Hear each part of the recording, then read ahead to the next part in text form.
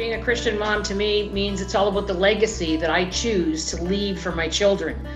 A legacy of values and character based on what they see, not on what I say. Oh, this is what I was thinking. Being a mom is everything I feel that I was born to be.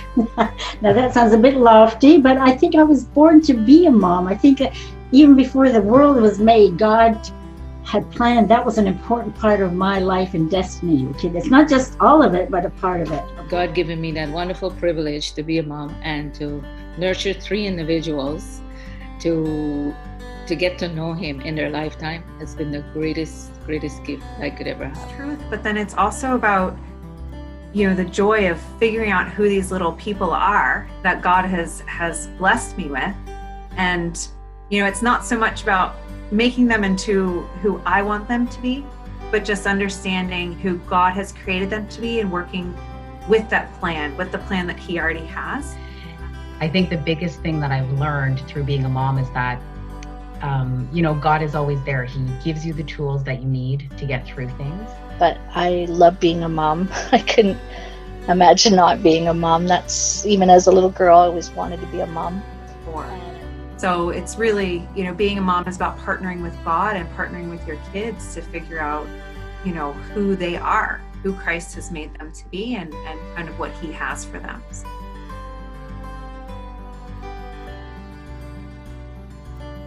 It's definitely, I look at it as co-parenting with God.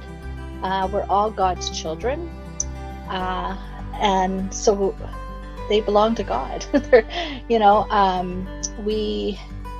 I feel very blessed that God chose me to be the mother of 3 wonderful kids. Get through things. I'm thinking in particular of Galen's diagnosis of autism.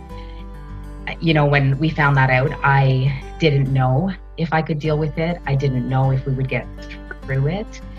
I didn't know if I would learn even how to communicate with Galen, but God was there for me. He taught me to sort of take a step back and to just really think about Galen's needs and not worry about hitting certain targets or hitting certain milestones in his life, to just sort of take a step back and just let things be. And what's that other saying? The do as I say, not as I do. So role modeling is huge. We can't tell them this is what the Bible says and then not do it ourselves. So I think the biggest part is being that role model for them. And to build. And I think it means teaching them about a loving God and an advocate, Jesus, who will be with them through their life struggles, because there will be struggles. It means living out what I believe.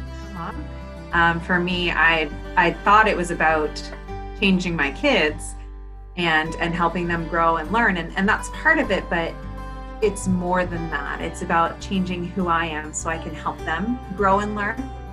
And so every day, and I do up until now, I do not go to sleep unless I pray for them. And the first thing in the morning, as well as my grandchildren now, which I'm blessed to have, a prayer is is the key element in bringing those kids to the Lord.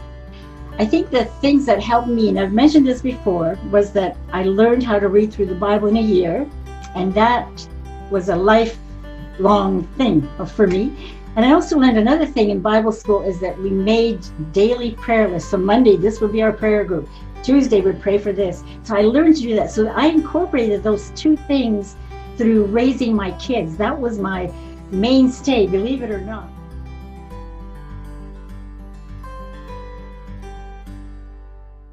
And I think grace is probably one of the biggest things that I've learned, even just in my interactions with others. It's sort of like you learn empathy and compassion through having this relationship with God. And we all like to think we have it, but just because we say the words doesn't mean we actually have it. It's a little bit different to actually practice those things. I think definitely sense of humor.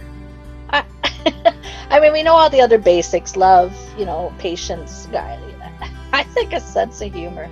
Some of the stuff kids say and do,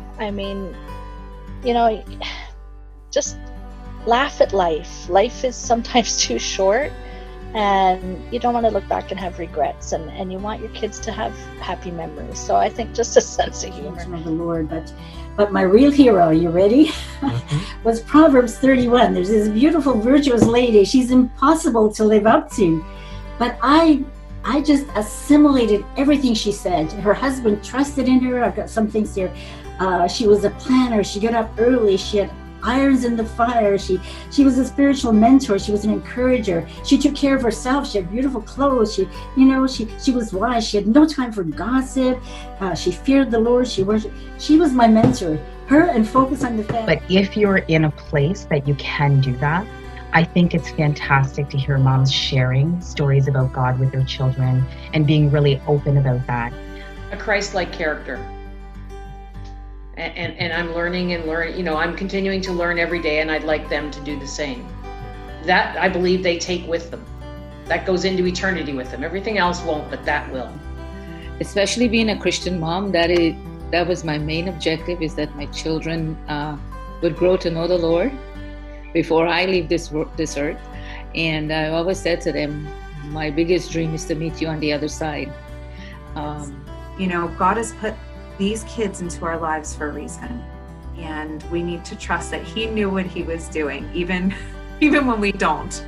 Because oftentimes I feel like I don't know what I'm doing, and I'm just a big mess, and that's okay, because I know that I love my kids with everything, and I would give anything for them.